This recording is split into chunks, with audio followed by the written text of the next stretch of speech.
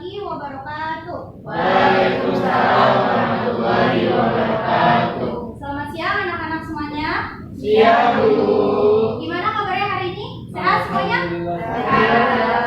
Alhamdulillah. Oke, sebelum kita mulai kelas hari ini, kita berdoa dulu ya sama-sama. Siapa di sini ketua kelasnya? Ibu. Oke, ketua kelas silakan dipersiapkan dulu ya teman-teman ya. Bersiap. Doa dimulai.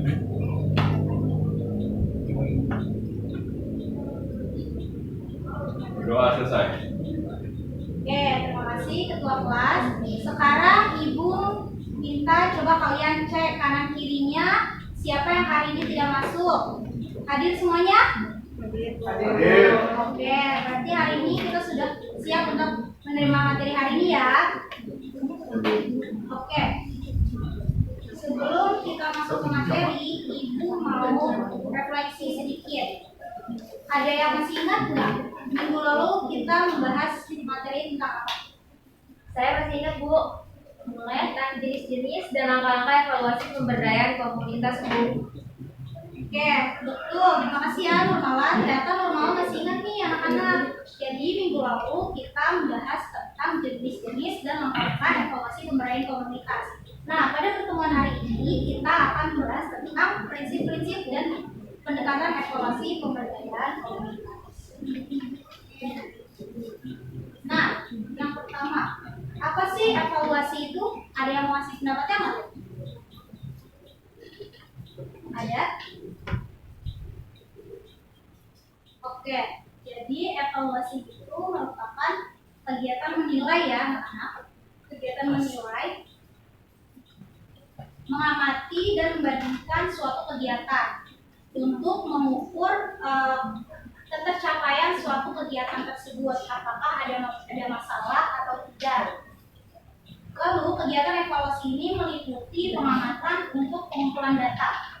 Lalu yang kedua itu penggunaan pedoman atau panduan supaya tidak salah. Lalu yang ketiga itu pengukuran dan atau membandingkan.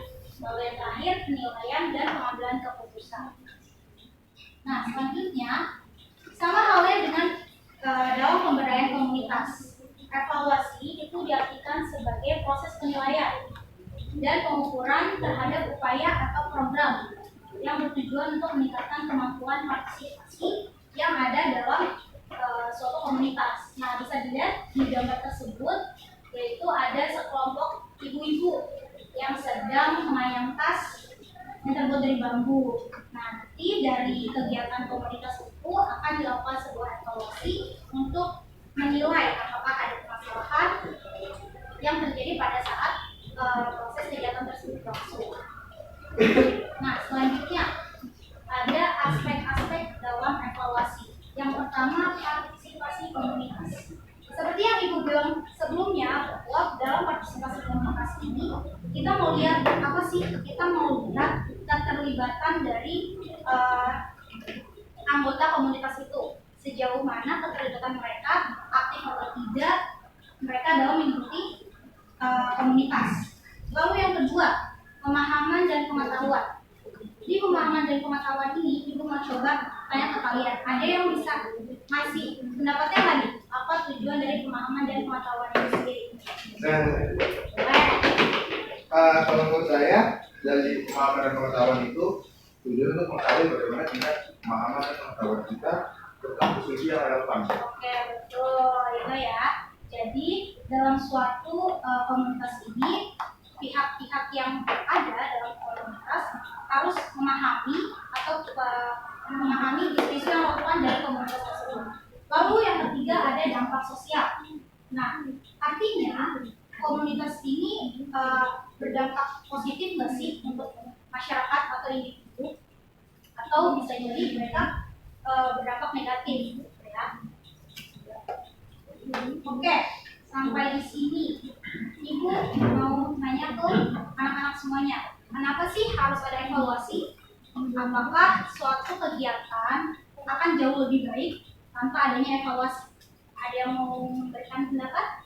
Saya dulu. Boleh?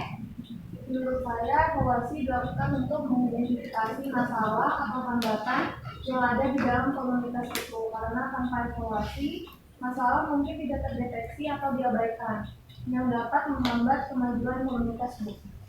Tuh, boleh kita tepuk tangan dulu. Ternyata Salsa menyimak ya dari awal. Nah, oke, kita masuk ke pembahasan selanjutnya, yaitu prinsip-prinsip evaluasi pemberdayaan komunitas. Yang pertama yaitu berorientasi pada peningkatan mutu. Nah, artinya mengedepankan pada mutu dan kualitas setiap anggota komunitas. Jadi nanti hasil evaluasi ini untuk mengidentifikasi permasalahan-permasalahan yang ada sehingga dapat diinformasikan dan meningkatkan kualitas program pemberdayaan di selanjutnya. Lalu yang kedua, partisipatif. Nah, partisipatif ini memberikan pemahaman yang lebih baik tentang pembentukan perspektif komunitas. Yang ketiga, ada kolaboratif atau kerjasama ya. Nah, kolaboratif ini memungkinkan adanya pembagian pengalaman yang dapat memperkaya evaluasi itu sendiri. Jadi melalui kerjasama ini, evaluasi dapat mengedepankan atau mengintegrasikan perspektif yang sangat banyak yang beragam untuk memastikan keberlanjutan program pemberdayaan tersebut. Lalu yang keempat, ada responsif. Setiap komunitas ini pasti kan memiliki karakteristik dan ciri khasnya yang unik masing-masing. Jadi sehingga evaluasi ini harus disesuaikan dengan kebutuhan dari komunitas itu sendiri. Oke. Selanjutnya ada berkelanjutan. Jadi anak-anak, kegiatan evaluasi ini tidak menjadi langkah terakhir, melainkan menjadi langkah awal untuk keberlanjutan komunitas tersebut, untuk memantau, mengidentifikasi masalah-masalah dan memberikan masukan bagi perbaikan program pemberdayaan tersebut. Yang terakhir ada akurasi informasi. Nah, jadi kegiatan evaluasi ini data-datanya ini harus akurat ya. Data-datanya ini harus akurat sehingga dapat dipercaya untuk memastikan hasil evaluasi yang valid dan dapat diandalkan. Oke, kita masuk ke pembahasan terakhir. Yang pertama, ini ada pendekatan evaluasi pemberdayaan komunitas dalam pelaksanaannya. Yang pertama, ini ada pendekatan kebutuhan. Artinya, evaluasi ini harus disesuaikan dengan kebutuhan dari anggota komunitas. Contohnya, ada sekelompok pemberdayaan ibu-ibu dari kelompok prasejahtera. Nah, mereka ingin mengikuti keterampilan dalam bidang menjahit.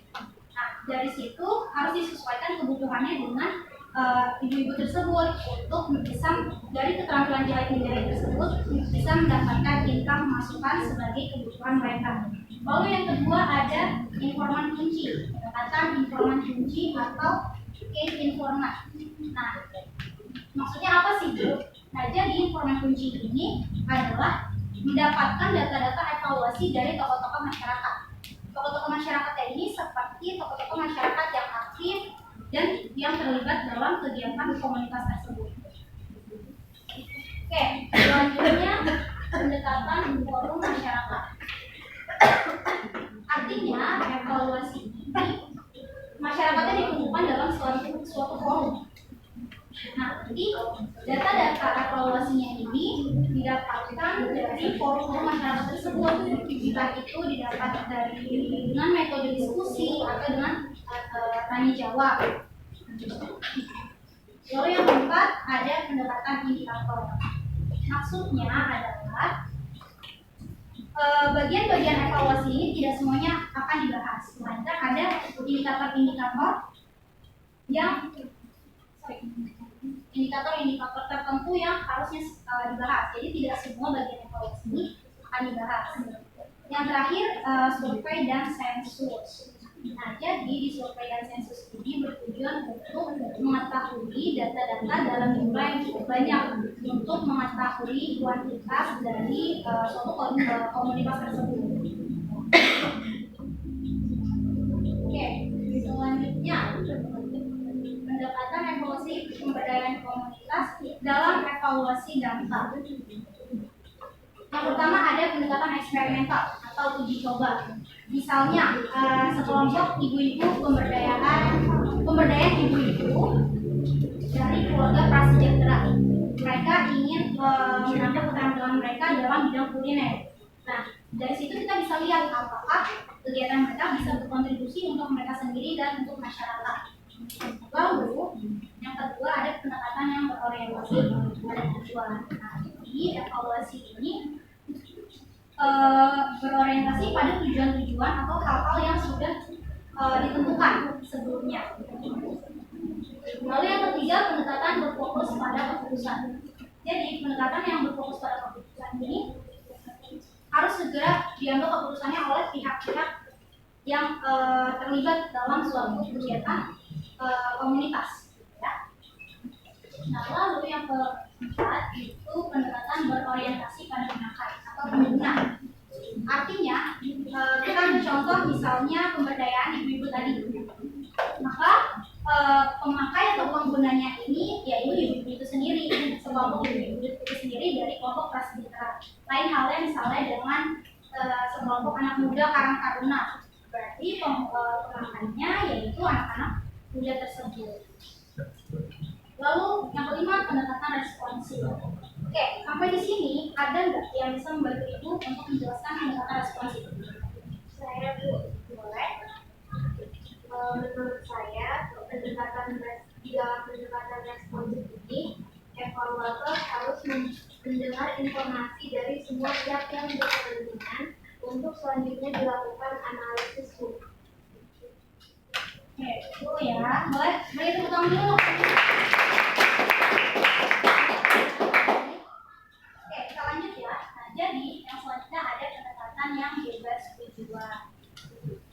Di pendekatan bebas tujuan ini, kegiatan evaluasi dibebaskan untuk melakukan metode evaluasinya itu seperti apa dan bagaimana, misalnya dengan tadi masyarakat atau yang lain.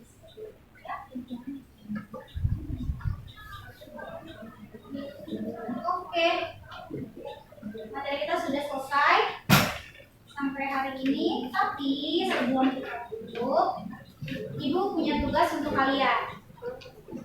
Tugasnya simpel kok, tugasnya dikerjain di rumah. Ini dia. Buatlah kelompok yang terdiri dari 4 sampai 6 orang. Nah, jadi untuk membentukkan kelompok ini, Ibu serahkan ke ketua kelas untuk mengatur kelasnya masing-masing. Yang penting semua anak mendapatkan kelompok ya. Ibu tidak mau mendengar ada yang tidak mendapatkan kelompok karena tidak punya teman seperti itu ya. Nah, tugasnya apa? Itu melakukan penelitian tentang komunitas di lingkungan sekitar kalian aja, misalnya Karang Taruna atau klub sepak bola, bisa ya. Nah, lalu dari penelitian tersebut kalian buat laporannya nih, apa yang kalian lihat, apa yang kalian temui, kalian catat. Bentuk laporannya bisa berupa video atau laporan penelitian berbentuk dokumen seperti itu. Oke, sebelum Ibu tutup, kan kita sudah membahas materi dari awal nih. Ada nggak yang bisa mereview materi kita hari ini? Boleh? Evaluasi pemberdayaan komunitas adalah proses untuk mengukur dan meningkatkan efektivitas program atau kegiatan yang bertujuan untuk memberdayakan komunitas. Evaluasi membantu dalam mengukur dampak, melibatkan partisipasi komunitas, dan juga meningkatkan upaya pemberdayaan yang berkelanjutan. Terus dengan melakukan evaluasi komunitas ini, program dan kegiatan dapat disesuaikan agar lebih efektif dan juga relevan bagi komunitas yang dilayani. Betul, boleh tepuk tangan. Oke, karena pertemuan hari ini sudah selesai dan istirahat juga berbunyi, pasti kalian sudah lapar. Oke, semoga materi kita hari ini dapat kalian pahami dengan baik. Kalau misalnya ada yang masih bingung, boleh kalian tanya ke Ibu melalui WhatsApp. Oke, sampai di sini.